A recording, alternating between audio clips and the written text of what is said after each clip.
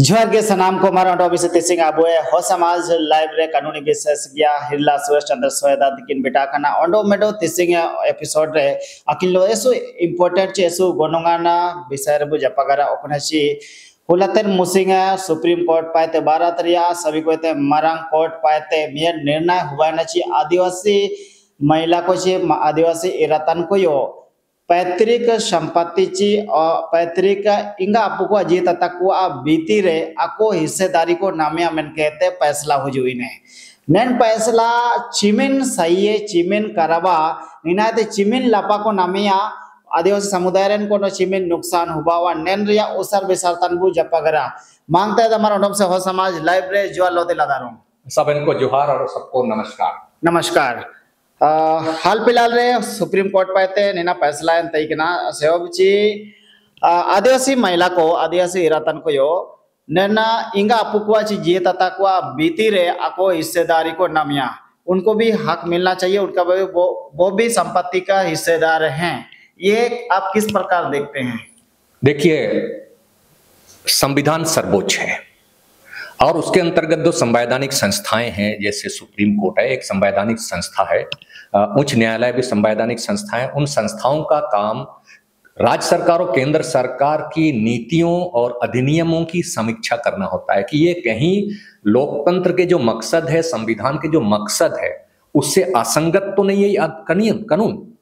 तो इसी संदर्भ में जो मामला आया है सुप्रीम कोर्ट का, अभी छत्तीसगढ़ वाला मामला में एक आपका गौण जनजाति का है और सुप्रीम कोर्ट के उन जजों से भी मैं अनुरोध करूंगा, क्योंकि जो संवैधानिक संस्थाओं पर आप बैठे हैं, चाहे संसद में जो बैठा हुआ सांसद, राज्यसभा में जो बैठा हुआ है, या विधानसभा में या विधान परिषद में या जनजाति आयोग में या पिछड़ी जाति आयोग में या अल्पसंख्यक आयोग में, जो भी संवैधानिक संस्थाएं हैं, उसका मकसद संविधान के उद्देश्यों की पूरा करने के लिए उनका काम होता है। सोशल जस्टिस, इकोनॉमिकल जस्टिस और पॉलिटिकल जस्टिस पर आधारित नियम कानून बनाने पर आधारित है। लेकिन इसमें एक सुप्रीम कोर्ट को सोचना चाहिए कि कानून बनाने का अधिकार सुप्रीम कोर्ट को नहीं है किसी भी विषय में, क्योंकि संवैधानिक संस्थाएं जो संसद है, आपका पार्लियामेंट जिसको बोल सकते हैं, ठीक है, आपका संविधान का भाग 5 के तहत आता है, उसमें अनुच्छेद है 52 से लेके 151 तक ये अनुच्छेद है और उसी के अंतर्गत 79 में संसद है, उसकी 2 सदन है, लोकसभा और राज्यसभा। जब भी संघ सूची में जो बनेगी कानून, वो लोकसभा यानी मंत्रिपरिषद के माध्यम से पास होकर के लोकसभा में बहस होता है, राज्यसभा में जाएगा, उसके बाद राष्ट्रपति उसको अनुमोदित करेगा, वो एक्ट बन करके आ जाएगा। और ये जो मामला है अभी वाला राज्य से संबंधित है, तो राज्य में जो भी नियम कानून है, राज्य विधानमंडल बनाएगी, झारखंड में झारखंड विधानमंडल बनेगी और मध्य प्रदेश में मध्य प्रदेश विधानमंडल बनाएगी, छत्तीसगढ़ में छत्तीसगढ़ विधानमंडल बनाएगी। लेकिन अनुसूचित क्षेत्र यदि है तो विधान परिषद उसको नहीं बनाएगा, वो टीएससी बनाएगी, क्योंकि मंत्रिपरिषद का क्षेत्राधिकार से शेड्यूल एरिया बाहर है। इसको सुप्रीम कोर्ट को समझना चाहिए। जितने जो हमारे बैठे हैं संवैधानिक संस्थाओं में, उनको बैठना चाहिए और पूरे भारतवर्ष का, क्योंकि जब सुप्रीम कोर्ट के न्यायाधीश जब नियुक्ति होते हैं तो शपथ ग्रहण करते हैं इस संविधान का। दिखा देता हूं इस संविधान को, ये इस संविधान का शपथ लेता है। उसमें वो लोग कहते हैं, विधि द्वारा स्थापित भारत के संविधान के प्रति मैं सच्ची श्रद्धा और निष्ठा रखूंगा, भारत की संप्रभुता और अखंडता को अक्षुण्ण रखूंगा और पूरी ज्ञान, योग्यता और विवेक से अपने पदों के कर्तव्यों का भय और पक्षपात, द्वेष और अनुराग के बिना करूंगा और संविधान और विधियों के मर्यादा को मैं रखूंगा। तो भारत में कई संप्रदाय के लोग हैं, कई जाति, एक तरह से देखा जाए तो 2-3 समुदाय हैं, भाषा से संबंधित हैं पूरे भारतवर्ष में। अगर हम आदिवासी की बात करते हैं तो आदिवासी ऑस्ट्रो एशियाटिक, प्रोटो ऑस्ट्रोलाइड और मंगोलाइड और द्रविड़ भाषा परिवार के लोगों का, इसकी प्रत्येक भाषा परिवार का अपनी संस्कृति, लिपि, भाषा लिपि, जमीन से संबंधित, स्वामित्व से संबंधित कानून है। और जहां जिस कानून को उन्होंने हवाला दिया है, उत्तराधिकारी कानून, हिंदू उत्तराधिकारी कानून और मुस्लिम उत्तराधिकारी कानून अलग है। पर्सनल लॉ से गाइड होता है मुसलमानों का उत्तराधिकारी, हिंदुओं का गाइड होता है आपको उत्तराधिकार कानून 1956, और ईसाई समुदायों का गाइड होता है आपका भारतीय उत्तराधिकारी कानून 1925 से गाइड होता है। हम तीनों में हम नहीं आते हैं, तीनों कानूनों के अंतर्गत नहीं आता। और यदि हम बात करेंगे 1956 की उत्पत्ति कैसी हुई, आप हिंदू उत्तराधिकारी कानून को यदि आप आएंगे तो आज के समय में हिंदू समुदायों को भी रिसर्च करना चाहिए कि ये जो कानून बना है 2005 में क्या संविधान से असंगत तो नहीं है, क्या महिलाओं को या इक्वालिटी की जो मान या व्यवस्था है जो संविधान में उसका विपरीत तो नहीं है। इनको पूरे के पूरे समाज को आज को आगे आना होगा, केवल एक व्यक्ति बोल देने से नहीं होता है। जैसे 1956 यदि हम बात करेंगे हिंदू उत्तराधिकारी, इसकी उत्पत्ति मिताछा कानून और आपका याज्ञवल्क्येश्वर एक ऋषि थे, वहां के उपनिषद और स्मृति पर आधारित कालक्रम में इसका संशोधन होते गया। एक ऋषि थे जो आपका वेद व्यास के शिष्य के रूप में जहां तक एआई के माध्यम से जो सूचना प्राप्त हो रही मिल रहा है, वो वेद व्यास के शिष्य थे और उन्होंने ही एक स्मृति लिखा आपका यजुर्वेद सब या उपनिषद सब। उसके बाद उन्होंने एक कानून लिखा उस समय का प्रथा पर आधारित याज्ञवल्क्य स्मृति ग्रंथ उन्होंने, और यही याज्ञवल्क्य स्मृति ग्रंथ जो है ना बाद के क्रम में मिथाक्षरा करके एक बनता है कानून, और उसके कानून के अनुसार 1956 में यह संशोधित हो जाता है हिंदू उत्तराधिकारी कानून में। तो ये जो महिला है यहां का जो जजमेंट है हाई कोर्ट का, उसको खारिज करते हुए सुप्रीम कोर्ट गई और उन्होंने हवाला दिया। लेकिन आप तक की प्राप्त जानकारी के अनुसार, क्योंकि उन्होंने हिंदू रीति रिवाज परंपरा के अनुसार उसने किया है, इसीलिए उसके ऊपर हिंदू लॉ उत्तराधिकारी कानून लागू होता है। और हिंदू लॉ के अनुसार 1956 में लागू हुआ है, 4 पीढ़ी से पहले के जो संपत्ति उसका बंटवारा होता है। लेकिन सर यहाँ तो ये जो सुप्रीम कोर्ट के डिसीजन है ये संविधान के नियम अनुसार बोलता है कि इसमें समानता और सद्भाव को ध्यान में रखते हुए इस पर फैसला किया है, इस आधार पर। और यहाँ पर अनुच्छेद बोल रहा है कि 14 और 15 जिसमें क्षमता का अधिकार मिलना चाहिए, तो क्या महिलाओं को ये अधिकार नहीं मिलनी चाहिए? क्या संपत्ति का अधिकार, केवल जमीन का अधिकार, कल पिता का अधिकार किले में से उनको समता का अधिकार मिलेगा? आज यदि कार्यपालिका, विधायिका और न्यायपालिका को आप देखेंगे सुप्रीम कोर्ट में कितनी महिलाएं हैं। महिलाएं भी अलग अलग समुदाय के हैं, आदिवासी है, एससी है, ओबीसी है, अल्पसंख्यक समुदाय है, फिर BC1 BC2 ये एक समूह है। तो उनका जो मामला है, क्योंकि वो एक कम्युनिटी है, ये कम्युनिटी का रिप्रेजेंटेटिव यदि आप किसी हिंदू को करेंगे, वो कितना निष्पक्ष होकर बात करेगा। जो आज के डेट में सुप्रीम कोर्ट में बैठा हुआ है, सुप्रीम कोर्ट एक संस्था है, संस्था का मैं सम्मान करूंगा, लेकिन जो व्यक्ति बैठा है, क्या हम ये कह सकते हैं कि वो निष्पक्ष है? क्या वो किसी धर्म विशेष या किसी जाति विशेष से वो गाइड नहीं होता है? बिल्कुल ही भय, निष्पक्ष, पक्षपात और द्वेष के बिना हमारा को जजमेंट करता है। वैसा अगर होता तो भारत का संविधान में सारी महिलाओं को न्याय मिलता। महिलाओं की हत्या होती है, बलात्कार होता है, लेकिन वहां पर फैसला कौन करता है? पुरुष जज लोग करते हैं। तो यदि आप समता का अधिकार, इक्वालिटी की बात करते हैं, तो आपको महिलाओं को भी आपको वहां बैठाना होगा। आप नियम बनाइए, कैसा भी कीजिए, उनका रिप्रेजेंटेटिव होना चाहिए कि महिलाएं ही उस मामले में शोषित है। महिलाएं, पुरुष को क्या मालूम है कि शोषण क्या होता है महिला का?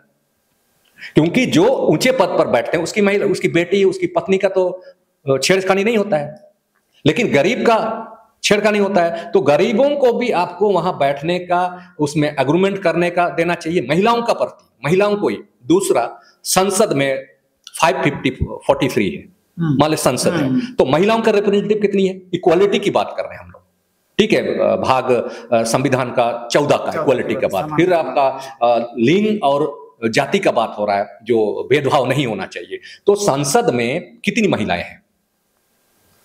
राजनीतिक पार्टियों में बीजेपी में देख लीजिए, तृणमूल कांग्रेस में देख लीजिए, आपका झारखंड मुक्ति मोर्चा में देख लीजिए, या जो भी संसद में जीते हैं लोकसभा में लोग, उनका रिप्रेजेंटेटिव राज्यसभा में और लोकसभा में कितना है?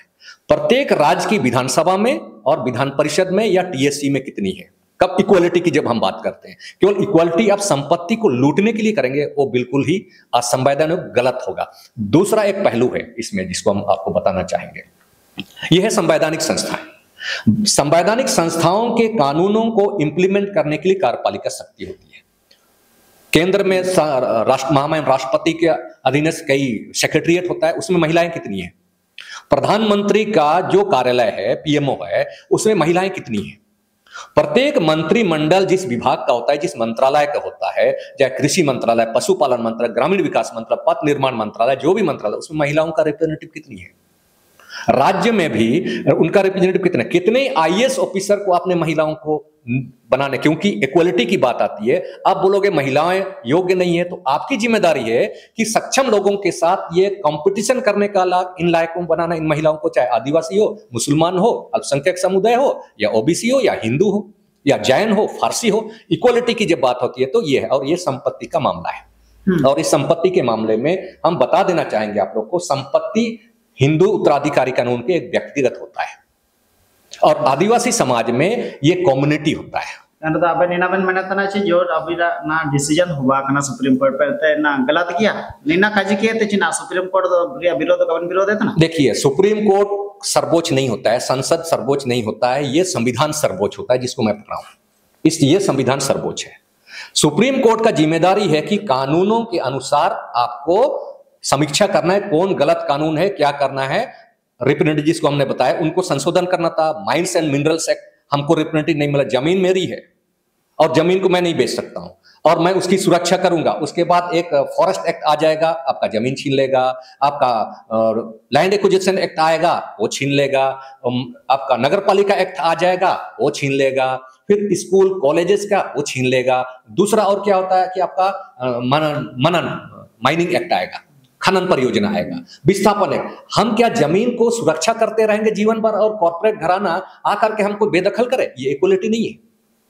आज यदि झारखंड, पूरे भारतवर्ष में आदिवासी ही गरीब क्यों है?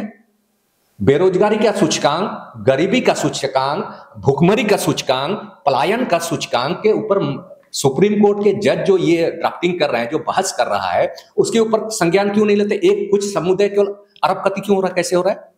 यहां पर टाटा स्टील जो 28 गांव को अधिग्रहण किया, 28 गांव के लोगों का जो फंडामेंटल राइट था इक्वलिटी, वहां इक्वलिटी क्यों नहीं बात कर रहा है? या रुंटा माइंस है, यहाँ पर मंत्री महोदय है हमारा पश्चिम सिंहभूम में, और यहाँ सांसद है, वहां इक्वलिटी का क्यों बात नहीं हो रहा है? जब हम नौकरी की बात आ रही है यहाँ पर, तो ये इक्वलिटी नहीं है। ये एक प्रकार का हमको षड्यंत्र नजर आता है, एक पक्षपातपूर्ण निर्णय नजर आता है, ये जो सुप्रीम कोर्ट का जो जजमेंट आया है। क्योंकि उन्होंने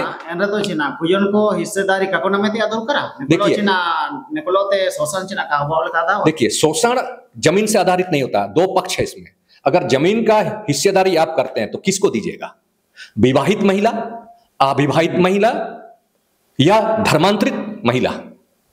टाउन में बसी हुई महिला नौकरी करती है, उसके बाद 2 पीढ़ी चले जाती है, विदेश चली जाती है, उसके बाद इधर में उसके नाना नानी उनके परिवार को छोड़ देती है भूख मरने के लिए। उसके बाद उधर से किसी और से शादी कर लेती है, उनके बाल बच्चे होते हैं, उसके बाद वहां दावा करेगा ये महिला? इस पक्ष को हम लोग करना चाहेंगे, क्योंकि अगर मैं बताना चाहूंगा कि सुप्रीम कोर्ट को आदिवासी का कम्युनिटी कैसे होता है, ये कम्युनिटी है, किसी गांव के अंदर कम्युनिटी है जो गौड़ जाती है। किस गांव की है? क्या उस गांव में उसके नाना जी ने जमीन को खरीदा? क्योंकि व्यक्तिगत हो गया। यदि नाना ने खरीदा है तो उस संपत्ति को महिला पर मिलना चाहिए, वो उसका जितने नाता पोता पोती जो भी है उसको मिलेगा। लेकिन यदि उसकी नाना ने जंगलों को साफ किया, वो नाना से तो उत्पत्ति नहीं होता है, वो तो पूर्वजों से उत्पत्ति होता है। जंगलों को साफ किया, यदि जंगलों से साफ किया, तब तक वो जमीन कई पीढ़ियों में विभाजन हो चुका है प्रथागत अनुसार से। सिंपल सा मैं उदाहरण देता हूं। मैं हूं रेगाड़ी गांव का, थाना संख्या 33, खरसुआ थाना संख्या 33 रेगाड़ी गांव। वहां मेरे प्रथम पूर्वज रेगा मुंडा थे। रेगा मुंडा के 3 बेटे थे। इन 3 बेटा में बांगुर था, पागारी था और डीबी था। दूसरा पीढ़ी में वो लोग, प्रत्येक का डीबी का वंशज जिससे मैं आता हूं, उसके 3 बेटे होते हैं, और पागारी के 3 बेटे होते हैं, और बांगुर के भी 2 बेटे होते हैं। लेकिन दूसरा बेटा निर्वंश होता है। लेकिन पहला बेटा जो है बांगुर का, उनके तरफ से 3 बेटा होता है। फिर आपका पागारी से जो बच्चे होते हैं, उनके 2 शादीशुदा होते हैं, उसके अंतर्गत में 5 बेटे होते हैं। पहला से 4 बेटा और 1 से 1 जन केवल होता है। और जो मेरा जो पूर्वज है, जो डीबी था, उसके 2 बेटे होते हैं। उन 2 बेटों के प्रत्येक बेटा का अपना अपना 3 बेटा होता है और एक तरफ 3 बेटा होता है। 3 बेटा में से एक बेटा मंगल हो होता है जो मेरे पिताजी है, और मंगल हो के बाद मेरा जो परिवार है, हम 6 परिवार होते हैं। एक जन की मृत्यु होती है, बाद में हम जीवित होते हैं केवल 4 लड़के और 1 महिला, उसमें से मैं सबसे छोटा हूं। अब वो जमीनें जो पूर्वजों की है पहले ही बंटवारा हो चुका है, आपका पुश्तैनी के रूप में, आपके चाचा है, कुकू है, गुंगू है। क्या हिंदू उत्तराधिकारी कानून में ये चीज है? काका, गुंगू, चाचा, चाची, ये वाला है प्रथा? नहीं है। ये तो जंगल को साफ किया था उस नरेगा ने। तो उसी प्रकार का यदि छत्तीसगढ़ में भी यदि वो जमीन, जो जिसका जमीन की बात हो रही है, यदि वो उसका नाना जी ने खरीदा तो उसको बिल्कुल मिलना चाहिए उसमें। लेकिन किस आधार पर? आप हिंदू लोग से उसको करेंगे कि कानून बनाइएगा? तो आज की डेट में मैं इसीलिए विरोध करता हूं इसको कि सुप्रीम कोर्ट विधायी प्रक्रिया का उल्लंघन ना करे, क्योंकि कानून बनाने का अधिकार, क्योंकि संपत्ति और जमीन का मामला राज्य के अंतर्गत है। 7वीं अनुसूची में राज्य सूची के अंतर्गत एक विषय है, उस पर जब तक राज्य विधानमंडल कोई कानून नहीं बनाएगा उस क्षेत्र के मामले में आप कानून नहीं बना सकते हो। आप कानून की प्रक्रिया में, प्रोसीडिंग में आप गलत कर रहे हो, क्योंकि जब कानून बनेगा तब आप समीक्षा कीजिएगा। जब वो गलत हुआ, जैसे बाप के मामले में, मुसलमानों का जो मामला था, उसमें तो सुप्रीम कोर्ट ने कानून बनाया, संसद ने कानून बनाया, तो कानून का विरोध किया मुसलमान समुदायों ने और सुप्रीम कोर्ट में दे दिया। तो हमारा तो अभी कानून नहीं बना है संपत्ति से संबंधित, तो आप किस आधार पर जजमेंट दीजिएगा? तो आपकी समीक्षा संसद द्वारा पारित कानून या राज्य विधानमंडल और कानून, या तो आपका जनजाति सलाहकार परिषद द्वारा बनाए कानून की समीक्षा करने पर आधारित है, ना कि कानून से आपको पास करना है कि गाइडलाइन के, ना कि ये कानून बनाइए। आदिवासी समुदाय पूरे नुकसान हुआ। देखिए, आयरतगंज का जिल्दा, पहले ही मैंने कहा है कि ये एक पक्षपात और द्वेष की संभावना नजर आती है, क्योंकि द्वेष और अनुराग, भय और मुक्त का बात होता है संविधान में जब वो लोग शपथ लेता है, और पूरा ज्ञान, अपना दर्शन, अपना विवेक, क्योंकि वो लोग स्टडी करता है। तो क्या वो लोगों को स्टडी नहीं मालूम है कि हिंदू कस्टम लोग की उत्पत्ति कैसी हुई है? तो मुचेट पार ऑटोमेटो कोनो से नीना नेलकना लगी समाधान चीने हुबावते अदुर करा, जबकि ऑटोमेटो इनपामेटो कोनो लेना मोतना चीज नेतारे आजादी हुबायंतिया 70 साले तो लना हुबायना, संविधान बईने 70 साले तो लना हुबायना, मैं तो आदिवासी समुदाय को तिसिंगो हसी रे मिनाकुआ ऑटो नेलकना बराबरी अगुजु लगी चीना चिके अदुर करा। सबसे पहले तो यही दुर्भाग्य है कि संविधान का जो मकसद था, उद्देशिका था, इन्होंने पक्षपात किया, चाहे विधानमंडल के रूप में हो या संसद के रूप में या न्यायपालिका के रूप में। सभी लोगों ने संविधान की उद्देशिका के प्रति अपना वफादारी के साथ निभाया नहीं। किसी एक्ट को, किसी अधिनियम को उन्होंने समीक्षा नहीं किया। माइंस एंड मिनरल्स एक्ट, विस्थापन एक्ट, या जो शेड्यूल एरिया में जो एक्ट सब लागू हुए, उन्होंने कभी समीक्षा करने का प्रयास नहीं किया। इसके लिए हाशिए पर है। जबकि आज के समय में हम यदि 78 ईयर हो गए, तो आप एक सुसंगत संविधान, सुसंगत लोकतंत्र होना चाहिए। इसमें लोकतंत्र प्रक्रिया में कई कानूनी कमियां हैं, आपका रिप्रेजेंटेटिव एक्ट में भी कमियां हैं, निर्वाचन आयोग का कानून में भी कई कमियां हैं, तो उनको तो देखना चाहिए। यदि आज के समय में क्या होना चाहिए हम बोलते हैं, तो क्योंकि ये कम्युनिटीज हैं, एक तो इंडो यूरोपियन भाषा परिवार का एक कम्युनिटी है जो कई उसके जाति उपजाति अपनी अपनी परंपरा है, दूसरी तरफ ऑस्ट्रो एशियाटिक भाषा परिवार की अपनी अपनी जमीनें हैं, स्टेटस है। जैसे हम लोग हो मुंडा वंश से आते हैं, मुंडा वंश, यदि आपका छत्तीसगढ़ का देखेंगे तो आपका अलग जनजाति के लोग हैं, गौंड जनजाति, भील है उधर माला राजस्थान में, तो सबकी सामाजिक परंपरा और जमीन से स्टेटस एक समान नहीं होगा। इसको सुप्रीम कोर्ट को ध्यान में रखना चाहिए। और अंतिम में इतना ही है, यदि सही मायने में इक्वालिटी की बात आती है, संविधान प्रदत्त मौलिक अधिकार जो भाग 3 द्वारा प्रदत्त है, और राज्य सरकार और केंद्र सरकार और सुप्रीम कोर्ट को भी इस पे दिशा निर्देश है कि जब भी कानून बनेगा, संविधान भाग 4 राज्य के नीति के निर्देशक तत्वों में जो उल्लेखित कर्तव्य हैं उनको आपको समावेश कराना है। केंद्र सरकार, राज्य सरकार, क्या सुप्रीम कोर्ट जो संविधान भाग 4 का जो मूल भावना है, इक्वालिटी की, सामाजिक न्याय की, इकोनॉमिकल न्याय की, पॉलिटिकल जस्टिस की, या शोषण अत्याचार अन्याय मुक्त समाज निर्माण की आदिवासी क्षेत्र में, ST SC OBC माइनॉरिटी, उनकी जो 46 का हवाला दे रहा है, क्या इन्होंने कभी समीक्षा करने का प्रयास किया कि संसद ने कौन कौन सा कानून बनाया जो इक्वालिटी की बिल्कुल विरुद्ध है? इसीलिए मैं बोल रहा हूं कि ये पक्षपातपूर्ण व्यवहार आज के समय में बंद होना चाहिए। दूसरा एक अंतिम उपाय या मैं सलाह के रूप में सुप्रीम कोर्ट के जजों को या वकीलों को, हाई कोर्ट के जजों को भी मैं आकृष्ट करना चाहूंगा इस बात पर कि जब तक आदिवासी, एसटी, एससी, ओबीसी न्यायपालिका की बारीकियों पर अपनी सलाह मशवरा नहीं देने जाएगा तब तक वो इसी हाशिए पर रहेगा। क्योंकि लोकसभा में एसटी की संख्या 47 है, जब वहां पर 500 से अबव है सांसद लोग। आप क्या करोगे वहां? एक तो अनपढ़ लोग जाता है, कुछ बहस नहीं कर पाता है। दूसरा, प्रत्येक राज्य में विधानसभा में एसटी का पॉपुलेशन कम होता है। झारखंड की हम बात करेंगे तो यहां 28 विधायक है, जबकि 81 विधायक हैं। तो 81 विधायकों के बाद बीच में आपने 28 लोगों को भेज दिया। वो क्या करेगा? एक तो वो भी रुपए पैसे दे करके वो लोग पहुंचे। सुप्रीम कोर्ट को यहां भी करना चाहिए कि नहीं, ये निष्पक्ष लोकतंत्र के विरुद्ध है।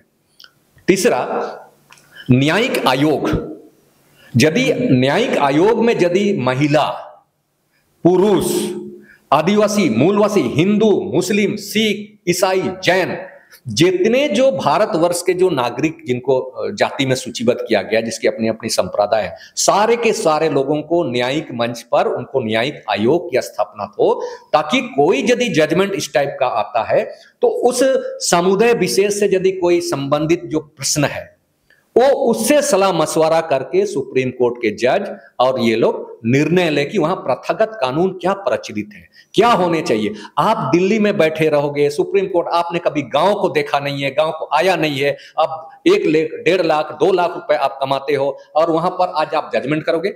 हम गरीब कैसे हैं, हमारा उन्नति क्यों नहीं हो रहा, उस पर तो आपको चिंता नहीं है। आप हमसे 1 लाख, 1.5 लाख रुपए का फीस मांगोगे, हम कहां से देंगे?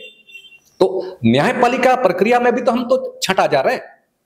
हाई कोर्ट में केस को एडमिट करना है, मैं नहीं देना चाहता हूं, मौलिक अधिकार मेरा खत्म हो जाएगा, संपत्ति, तो मैं कोर्ट में डाल ही नहीं सकता। क्या है? क्योंकि वहां पर मेरा पैसा ही नहीं है उतना, 1 लाख रुपए, 1.5 लाख रुपए विस्थापन के विरुद्ध। तो विस्थापन, आप एक कॉर्पोरेट घराना, ईस्ट इंडिया कंपनी के समान आप एक कॉर्पोरेट घराने के लिए काम कर रहे हैं क्या?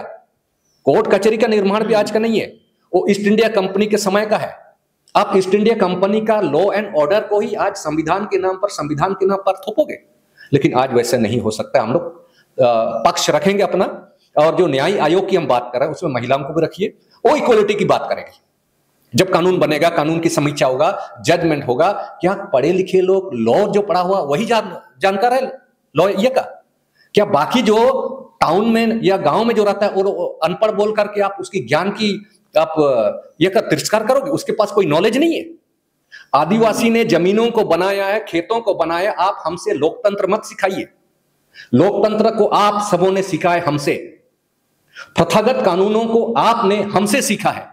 तब उसके बाद आपको 11वीं सदी में या वैदिक सभ्यता के बाद जब वहां पर उपनिषद आया, उसके बाद तैत्रीय ब्राह्मण आया, जो उसके बाद आप लोगों ने हमारे चीजों को लेकर के वहां पर आपने उनको क्या किया? सभ्यता आपका वैदिक सभ्यता से आया, उससे पहले समाज नहीं था, गांव नहीं था।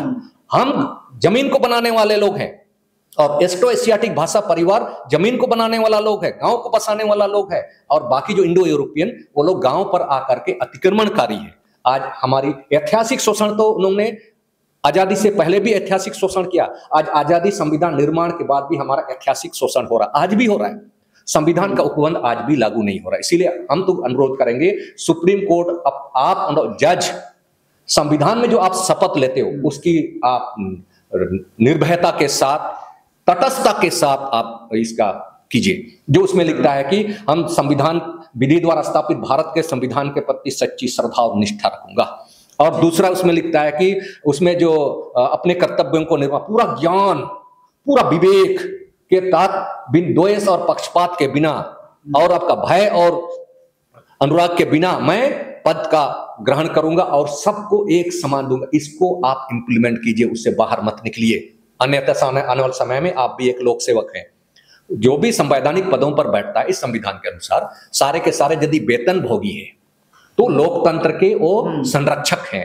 तो संविधान को संरक्षित कीजिए, किसी पार्टी विशेष, किसी संप्रदाय विशेष की भावनाओं से आप उसको बोला जाता है पूर्वाग्रह से ग्रासित ना हो करके आप एक निष्पक्ष और सही तरीके से एक जजमेंट दीजिए, क्योंकि यदि वो लड़की यदि जाती है, आप उसके बाद जो परिणाम होने वाला है विवाह होने के बाद क्या होगा उसको भी आपको समीक्षा करना है।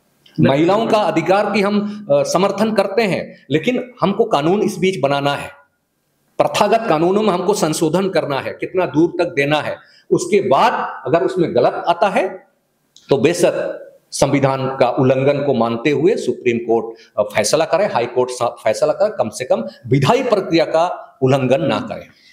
अब मन को ना वो जगह तय के ना तेसिंगा को ना जो सुप्रीम कोर्ट पाए तमियन फैसला ना ची आदिवासी समुदाय रन को रे इरा हन को ची कुयन को यो हिस्सेदारी होता सारिया को नामिया मेंता आखिर सापा सापा काजी तना ची आदिवासी समुदाय रिया अलग परंपरागत नियम मिना इनमाइन मिना और नेन रे जोदी मियडा न्यूसियन वारिया जी तता चे गुंगु को ऑटो मिसे एन कुयोने काजी चे इनाबो हाटिंग उरेया एन रेदो आको बीच रे क्लेश विवाद ऑटो तापाम रुपु लेका नाको होबावा इना मेंते निना गलत डिसीजन तना ऑटो निना आदिवासी समुदाय रे या डिसीजन आदिवासी समुदाय रे को फैसला एनगा ऑटो नियम कानून नेन रे का बाई कनेते सुप्रीम कोर्ट पाए त नेल कना फैसला रेना गलत गया मेंते नेन मितेगा कानूनी विशेष गया सुरेश चंद्र सोयती किना सपा सपा की जगह किना अबेन लो जपकार कनेते सुपुरे चिरगिल को नमियाना ऑटो मारो समाय लाइव रे गोनो ऑटो सार जगह कने सुपुर धन्यवाद सबन को जोहार और सबको मेरा प्रणाम और इस संविधान का जय हिंद, जय संविधान। जोहार।